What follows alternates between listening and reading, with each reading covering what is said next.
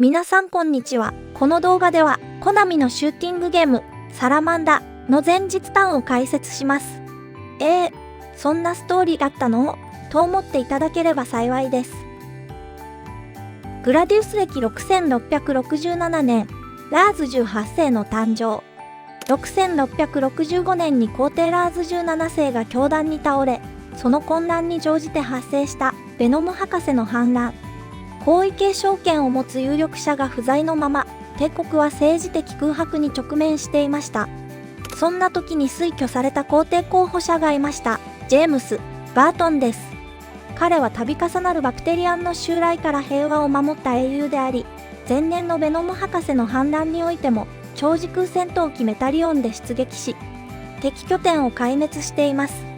ジェームスは軍部と民衆の両方からの圧倒的支持により、リーク人でありながら第18代皇帝ラーズ18世として即位しました。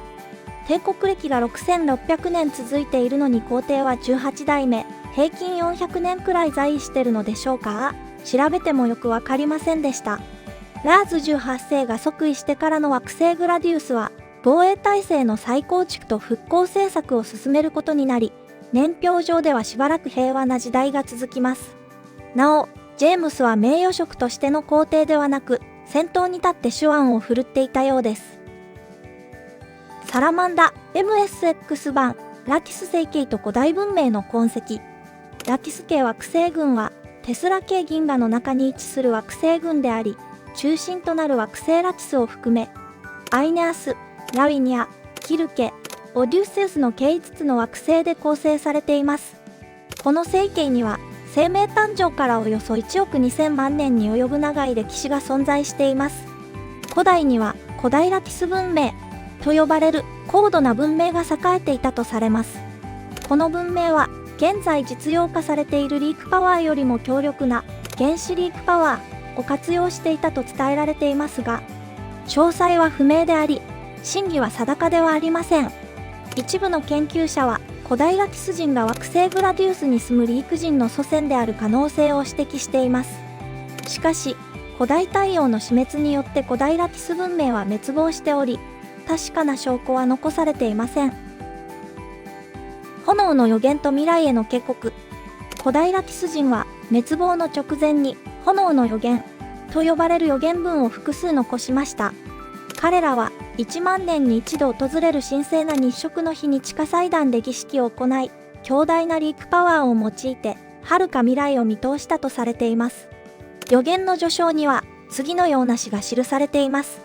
我らは赤き太陽の永遠に沈みし時から、やがて滅びゆく運命と知りし者なり、我らは我らの子孫を救うため、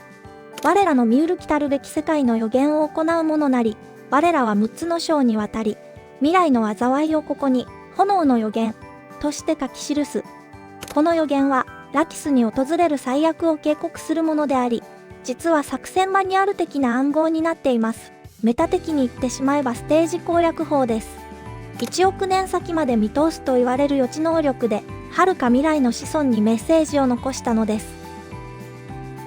グラディウス歴6709年、サラマンダ艦隊の襲来。時は流れ、予言が現実のものとなります。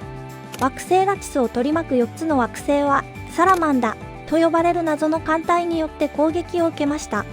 惑星ラキスは瞬く間に制圧され、多くの住民が軍施設に収容されていきます。一部のラキス人は、輸送中継ステーション ZOT に避難し、同盟国である惑星グラディウスへ救援要請を発信することに成功しました。しかし、ZOT も時間の問題で攻撃を受けると予測されていました。サラマンダ軍はオデュッセウスに本拠を置き、ラキス系惑星軍を完全に制圧。さらに、ゼロスフォースと呼ばれる兵器によって惑星ラキスのオゾン層を破壊し、ラキス人の生存は不可能な状態となってしまいました。グラディウス歴6709年、グラディウス帝国の救援。救援要請を受けたグラディウス皇帝ラーズ18世は、シードリーク砲の軍事利用を決断します。この砲は、リークパワーを照射することで人工オゾン層を生成し、惑星の環境を再生する技術です。こうして、シードリーク作戦が開始されました。作戦の目的は、残留ラキス人の救助、サラマンダ軍の排除と殲滅、ゼロスフォースの除去、そして炎の予言の探索と解明です。さらに、グラディウス軍上層部は、反逆者ベノムがこの事件に関与している可能性が高いと判断、発見次第、速やかな掃討が命じられました。この作戦に選ばれたのは、最新鋭の超時空ファイター、サーベルタイガー、お操る意義、ロックと、パートナー機、スラッシャーに登場するゾウィ、スコットの2名です。彼らはラティス星系へと飛び立ち、運命の戦いに挑むこととなりました。サラマンダ AC 版、水の惑星と太古の予言。水の惑星ラティスは、銀河の中でもひときわ美しい輝きを放つ星として知られています。その地には、太古より炎の予言と呼ばれる神秘的な言葉が伝えられてきました。予言には、次のような一節が記されています。千光年の彼方より、炎の海に住む巨大な竜が目覚めるとき、狂気のフォースが迫りきて、天地は闇に飲み込まれ、やがて光は打ち砕ける。この言葉は、星々の運命を暗示するものとして、長らく語り継がれてきました。多分、グラディウス歴6709年、サラマンダ軍の侵攻。やがて、予言は現実のものとなります。強大な勢力を持つバクテリアン星団の一部、サラマンダ軍が惑星ラティスへの侵攻を開始しました。その猛攻に対し、ラティス軍は有効な抵抗手段を持たず、次第に追い詰められていきます。惑星ラティスのロードブリティッシュ王子は、自らの名を冠した時空戦闘機、ロードブリティッシュ号に乗り込み、敵との戦闘に身を投じました。しかし、激しい戦闘の末に満身創痍となり、脱出、かつてバクテリアン軍団を打ち破ったとされる惑星グラディウスへと救援を求めました。救援要請を受けた惑星グラディウス軍は、サラマンダ軍の母星へと向かうため、超時空戦闘機、ビッグバイパーを発進させます。と、大体こんな感じの物語でした。MSX 版サラマンダはグラディウス2の続編で、AC 版はグラディウスの続編的なものというややこしい立ち位置になっています。実はグラディウスシリーズ全体の世界観も、MSX 版ユニバースや AC 版ユニバースと呼べるような、独立した宇宙として見ないと矛盾が発生するのですが、この動画では、ある程度の矛盾を許容しつつ、シリーズ全体の世界観を統一された宇宙史として並べていくという、グラディウス語的な考え方で紹介しています。もはや解釈次第の分野なので許してください。さて次回は、ゴーファーの野望エピソード2を取り上げる予定です。